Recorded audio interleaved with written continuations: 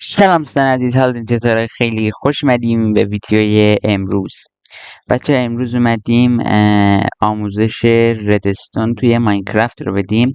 حالا خیلیاتون ردستون و اینا رو نمیتونین، حالا ردستون و همون آیتمایی که به ردستون ربط داره رو امروز اومدیم آموزش بدیم که خیلیاتون بلد نیستیم. همونطور که داریم میبینین یه عالمه کار با ردستون داریم تو این قسمت. بریم سراغ آموزش. خب بچه، چیز اولی که میخوام بهتون توضیح بدم ردستون هستش. ردستون همون یه مدل سیم میشه گفت که یه دونه از این ور حالا میاد، یه دونه سیگنال یا هم پاور دریافت میکنه، میاد اینجا به یه دستگاه دیگه میرسونه. حالا جلوتر کامل متوجه میشید. حالا ما چند تا آیتم داریم که به ردستون انرژی میده. حالا این آیتما چی هستن؟ ردستون بلاک هستش، ردستون تورچ هستش، لور هستش، اسمش چی بود یادم نیست، پرشر پلیت هستش، باتن هستش و ترپ وایر هوک هستش. اسمی یادم رفته بود. اوکی، بریم سراغ ردستون بلاک. ردستون بلاک با 9 تا ردستون کنار هم ساخته میشه و تا 15 تا پاور میده. ردستون 15 تا بذاری تا آخرش داره پاور میده. ببینین اینا، ببین رنگش روشن‌تره، یعنی داره سیگنال داره انتقال میده. ببین یواش یواش داره کم میشه، یعنی مقدار سیگنالی که داره انتقال میده کمه. بعد این میبینی خاموشه، یعنی هیچ سیگنالی انتقال نمیده. این ردستون بلاک.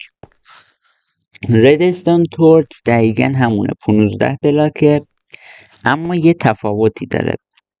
به یه بلاک وصل میشه و وقتی یه سیگنال دیگه ای بهش وارد میشه، حالا مثلا ردستون بلاک داره بهش یه سیگنالی وارد میکنه، این خاموش میشه و دیگه هیچ سیگنالی نمیده به هیچ ردستونی. وقتی این سیگنال این ردستون بلاک بره، این دوباره روشن میشه. خب بریم سراغ لور. اینا که دیدیم باید برای خاموش کردنشون اینا رو بکنین که خاموش بشه، اما لور اینطوری نیستش. اهرم دیگه میکشین روشنه، مثل همین 15 تا داره میده پاور و اگه خاموشش کنین این هم خاموش میشه. و حالا یه بلاک هم میتونه از 6 جهتش هم انتقال بده که ما میتونیم از 5 جهتش استفاده بکنیم. پایین سخته، داریم میبینید دیگه، از 6 جهت هم داره انتقال میده. حالا یه در مورد اون ردستون توضیح بدم. ببینین با لور هم یه دونه سیگنال بهش بدیم، خاموش روشن، خاموش روشن. حالا بریم روی پرشر پلیت ها بهتون یه چیزایی توضیح بدیم. پرشر پلیت چیز آسونیه. ببینید پرشر پلیت چوبی که همونطور که داریم می‌بینید سیگنال رو تا ته میده، یعنی 15 تا سیگنال میده. پرشر پلیت سنگی هم که همینطور می‌بینید یکم از چوبی کمتره، اما اینم یکم زیاد سیگنال میده. اما طلایی ببینید کم داره سیگنال میده، یه بلاک. و آهنی یه بلاک سیگنال میدن، بیشتر از یه بلاک اینا هیچ سیگنالی نمیدن و دیگه چیزی. و اگه ما روی این یه آیتم بندازیم سیگنال میده، روی استونی بندازیم سیگنال نمیده، روی چی میگن طلایی بندازیم سیگنال نمیده، روی آیرونی هم سیگنالی نمیده. البته روی اینا سیگنال داده کنه، روی سنگ سیگنال نمیده اما روی اینا سیگنال میده. خب واسه مثلا تایم بازی رو روز کنم. خب بچه بازی رو روز کردم. این از پرشر پلیت که به توضیح دادم. بریم سراغ باتن ها. ببینید باتن ها رو وقتی میزنیم، ببین لور رو باید میزدیم، خاموش میکردیم تا خاموش بشه. این رو وقتی میزنیم بعد 3 ثانیه خودش خاموش میشه. حالا چه فرقی داره باتن چوبی و سنگی؟ چوبی 3 ثانیه روشن میمونه، ببینید 1 2 3. حالا سنگی 2 ثانیه، 1 2. ببین 2 ثانیه خاموش شد. تنها تفاوتشون همینه و سیگنال ها کنن دقیقا 1 ثانیه. حالا یه چند تا چیز دیگه هم بهتون آموزش بدیم. اولین چیز ابزرور هستش. بعدش میریم نوت بلاک، 2 تا پیستون ها، دیلایت سنسور، ترپ وایر هوک اونجا هم بود، ریپیتر کامپریتور و کرافتر.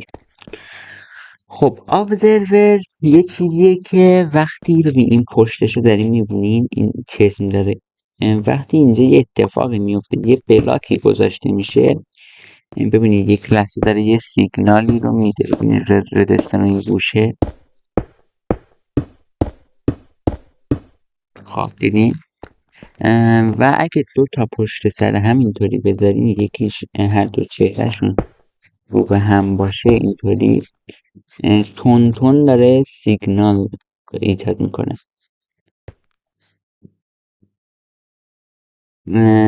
و دیگه همین دیگه ابزرور تموم شد دیگه چیز خاص دیگه ای نداره.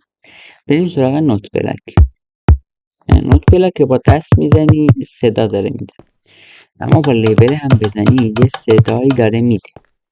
حالا روی بلاک ها چطوریه؟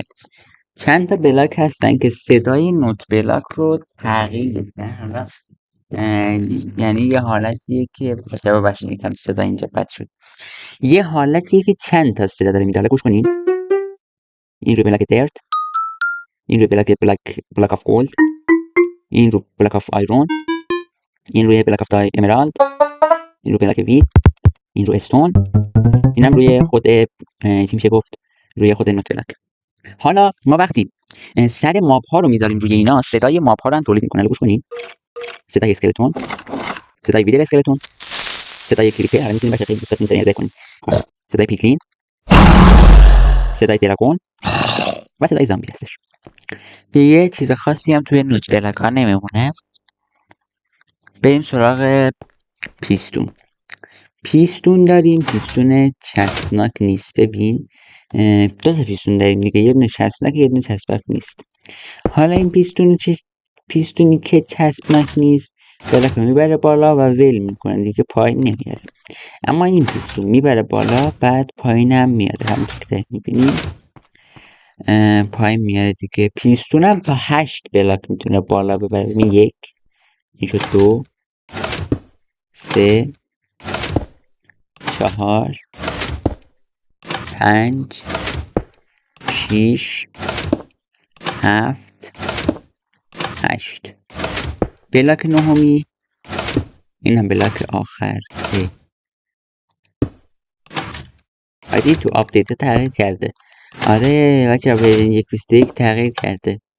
فکر کنم شده 11 بلاک. آره تو آپدیت 1.21 11 بلاک میتونه ببره. ببخشید الان من فکر کردم 8 بلاکه، چون تو ورژن های قبلی 8 بلاکه. حالا اگه داریم ورژن 1.21 داریم پلی میدین 8 بلاکه، اما روی ورژن 1.21 11 تا بلاک هستش.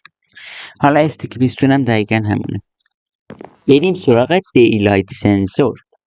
دیلایت سنسور طوری هستش که خورشید وقتی وسط آسمونه که حالا هست، اینی که اگه حالتش روز باشه بیشترین سیگنال ردستون رو داره تولید میکنه، همینطور که داره میبینید. و این حالت شبه هیچ سیگنال ردستون رو تولید نمیکنه. واسه من بازی شب کنم حالا سیگنال ردستون اینو هم ببینید. خب بچه ببینید اینجا هم ماه هست هم خورشید هست. حالا بالا ببین همین سیگنال میده، هم این یک کم سیگنال میده. این یکم بیشتر چون ماه بیشتر اومده بالا و هر چقدر ماه بیا بالاتر و این وسط ها قرار بگیره این سیگنالش بیشتر میشه و این سیگنال کمتر. بس ببخشید یه مشکل به وجود اومد. داشتم میگفتم ماه که به بالا برسه این سیگنالش بیشتر میشه و این قطع میشه. حالا برسیم سراغ سیگنال ترپ وایر هوک ها. شما یه دونه 2 تا ترپ وایر هوک میخوایم و حالا یه دونه هم از این استرینگ ها. وقتی از روی اینا اینطوری قرار میدین ببینید 2 تا ترپ وایر هوک اینجا و یه دونه استرینگ این وسط. اوکی وقتی چی بود؟ هیچ. وقتی از روی این دارین رد میشین سیگنال روشن میشه و بعد اینکه رد شدین دیگه خاموش میشه، مثل اون پرشر پلیت هستش و حتی یه آیتم هم روش باشه همین اتفاق میفته. میریم به یه بحث خیلی سخت. یعنی ببین تو ردستونیا اینا نسبتا سخته دیگه. آره ببینید رسیدیم به بخش ریپیتر ها. ریپیتر بود. آره ریپیتر ها. ببینید اینجا دیگه سیگنال کم شده وقتی ما بیایم یه دونه ریپیتر بذاریم سیگنالش قوی‌تر میشه و باز اول مثل همین اولی قدرتش بیشتر میشه و اگه اینو به این شکل قرار بدین ببین باید از این ور بذارین که سیگنال رو ببره و اگه به سمت مخالف سیگنال قرارش بدین سیگنال رو دیگه به این ور نمیاره و سیگنال رو قطع میکنه. حالا اینم تو فارم ها و اینا خیلی به کار میره. حالا اینم اگه اینطوری بذاریم باز سیگنال رو میبره اون ور. حالا اگه ما اینا بذاریم و تیکش رو تیک آخر بذاریم چه اتفاقی میفته؟ اگه ما لیول رو روشن کنیم حالا ببینید این رزستون نسبت به این رزستون دیرتر روشن میشه. دقت بکنید دیدین دیرتر روشن شد. میبینید دیرتر روشن میشه. حالا اگه دوتا پشت سر هم بذاریم تیکاشون رو آخر باشه چه اتفاقی میفته؟ یکم هم دیرتر ببینید یکم بیشتر طول کشید. یه بار دیگه خب دیدین یکم بیشتر طول کشید. حالا کامپریتور چی کار میکنه؟ کامپریتور وقتی به یه چست به این شکل وصله که فلشش رو به ردستون باشه یا حالا یه چیز دیگه مثلا دیسپنسر میخواد یه چیز پرت کنه و اینا فلشش رو به اون ور باشه رو جهتی که میخواد سیگنال بده باشه. بچهش بسی من اینو روز کنم. خب بچه بازی رو روز کردم. ببینیم بذار اینو من برش دارم دستم کلیک کنم. ببین این یه سیگنالی داره میده. چرا میگم داره میده؟ این یه سیگنال نمیده. چرا؟ چون توی این چست خالیه. وقتی ببین این داره سیگنال میده. ببین وقتی توی چست یه دونه آیتم باشه یه سیگنالی میده اما میبین داره سیگنال خیلی ضعیفی رو داره به ردستون انتقال میده و وقتی چست پر باشه یا حالا بیشتر از 5-6 استک باشه سیگنالش رو کامل میده. یعنی هر چقدر این آیتم بیشتر باشه بذار اینا رو بریزم تو دستم بذار یه چند دیگه بریزم ببین سیگنالش نسبت به اون قوی تر شد. حالا یکم دیگه بریزم حالا همش رو بریزم کامل شد سیگنالش. تو هاپرا هم همینه. یه دونه آیتم باشه سیگنال کمه و اگه دوتا یا کلا این 5 تا که پر باشه کلا سیگنالش رو کامل میده. اینم از بخش کامپریتور. بریم سراغ کرافتر. کرافتر واقعا چیز آسونیه. ببینید کرافتر بذاریم این رزستانش رو بردارم. کرافتر میتونیم با راست کلیک چپ کلیک اینطوری کلیدهاش رو ببندی یا بازش کنی.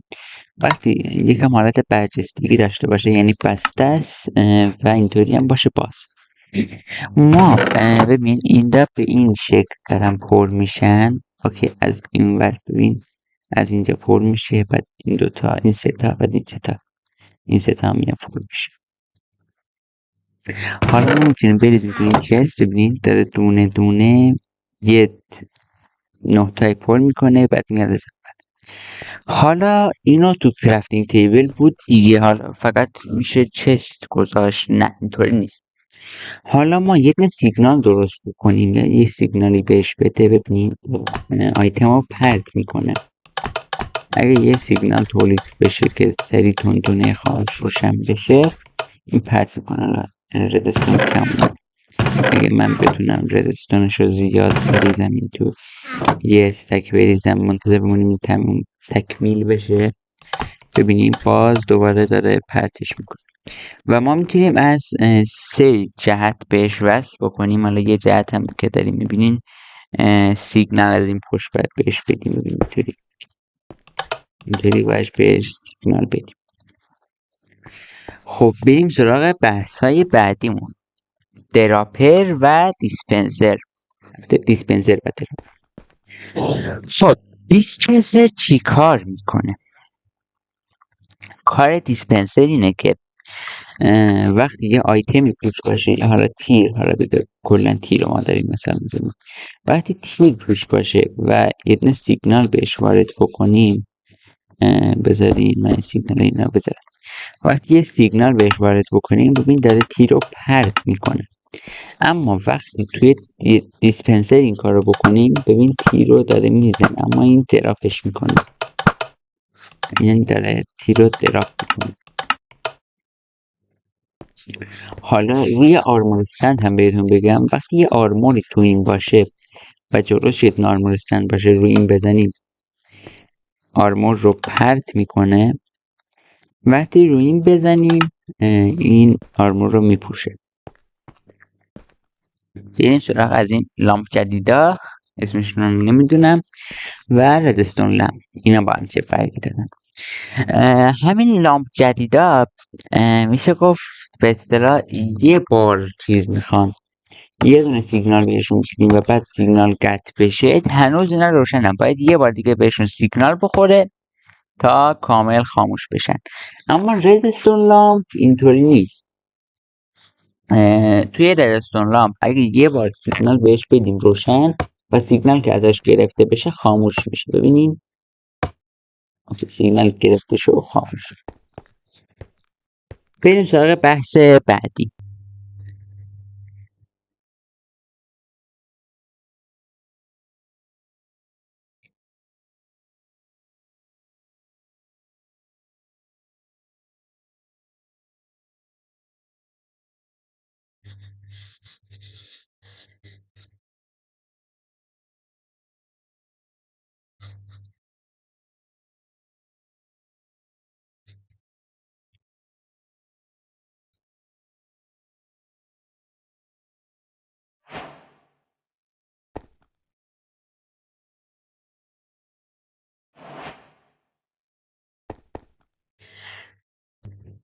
خب بچه توی این بخش ریل ها رو داریم.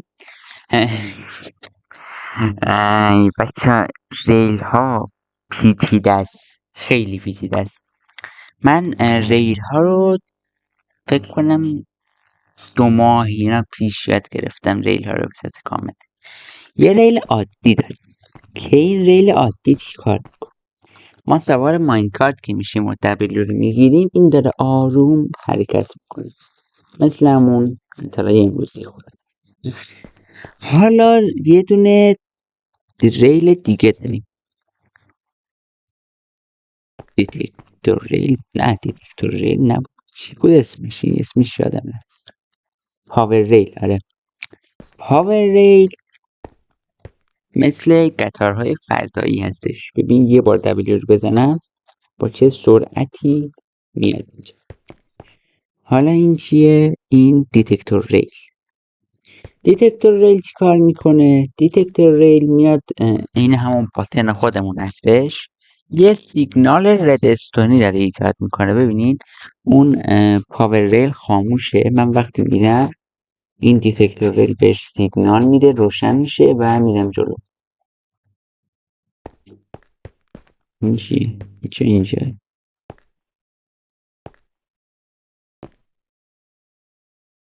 من همین اینو توضیح دادم الان این بر پیاده کرد. آره این چیه؟ این چیه؟ این اسمش رو نتونستم بخونم. این ریل.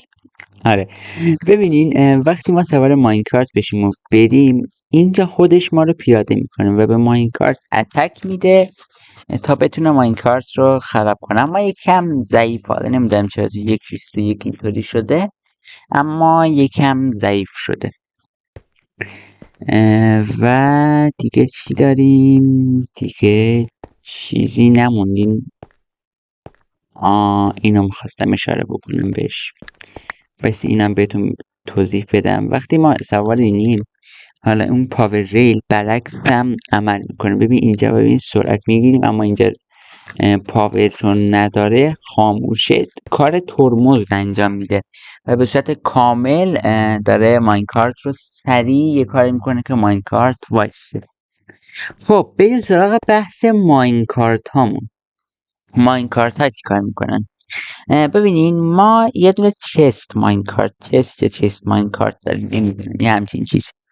ما وقتی شیفت رو بگیریم روی این کلیک بکنیم یه چست واسمون باز میشه که ما میتونیم آیتممون رو بذاریم این تو و دوباره بازش کنیم و بعد حالا میشه تو مسیرهایی که داریم میریم هم ازش استفاده کنیم. حالا چطوری باید اینا رو راحت ببریم، حالا بدون پاور ریل و اینا، با ریل عادی. ما این اسمش چیه؟ اسمش ماینکارت ویت فرنیس هستش. روی این یه دونه کل بزنید جلوش هر ماینکارتی باشه میبره. خب این اینطوری. هاپر ماینکارت هاپر چطوره؟ ببین روی این حالا یه بلاکی قرار بدیم و حالا یه بلاک بندازیم میاد توی این. اما هاپر عادی اینطوری نیستش. هاپر عادی باید بالاش یا خالی باشه یا حالا اسلب باشه و وال فکر نمی‌کنم باشه. اسلب و استیرز و اینا باید باشه که بتونه بکشه، نباید یه بلاک کامل باشه. اما این از روی یه بلاک کامل هم میتونه آیتم رو بکشه. این ماینکارت همون ماینکارت عادیه که ما میتونیم توش سوار بشیم. این حالا توضیح خاصی نمیخواد. اما این ماینکارت خطرناک، بذارید من این ریلش رو امتداد بدم. یه ماینکارتیه که آره نشد از اول. بس بذار بریم اون ور، اینجا رو ما بکنیم. حالا بهتون نشون بدم چه اتفاقی میفته. این که بیاد اینجا میفته. یه خدا اینجا رو کار نمیکنه. اینجا چرا نمیدم، مثلا هیچی داره، اصلا هیچی همکاری نمیکنه من این ویدیو رو بگیرم، هی داره بندیکم رکورد منو قطع میکنه. این نمیدونم چطوری کار نیاز به یه پاور ریل داره که قدرتش رو بیشتر بکنه. حالا بذارین یه دونه پاور ریل بذاریم چون سرعت کمتری داره میره، به خاطر همون سرعت کمشه که ای خدا ماینکارت رفت. به خاطر سرعت کمشه. ببین الان سرعت زیاد میشه، میاد میفته و یه انفجار خیلی بزرگی رخ میده. یه بار دیگه الان بندازم ببینید. یه انفجار خیلی خیلی بزرگ رخ میده که میتونید تو بیس دوستاتون هم این انفجار رو ببینید. حالا یکی دیگه من میخوام خودم تست کنم. اگه این بخوره به اون میتره که نه. اگه جلو این یه بلاک باشه چه مهم، فکر کنم بهتره که اگه جلوش یه بلاک باشه اینم سرعت مورد نیاز رو داشته باشه، فکر کنم بهتره که نه، باید از اتفاق بیفته. آره همینه. خب متشکرم، ممنون که تا آخر این ویدیو با من همراه بودین. اگه این ویدیو رو دوست داشتین ویدیو رو لایک کنین، کانال منو سابسکرایب کنین و از من حمایت کنین چون کانال جدیدی هستش. خب دیگه حرفی نمیمونه تا ویدیوهای بعدی. بدرود.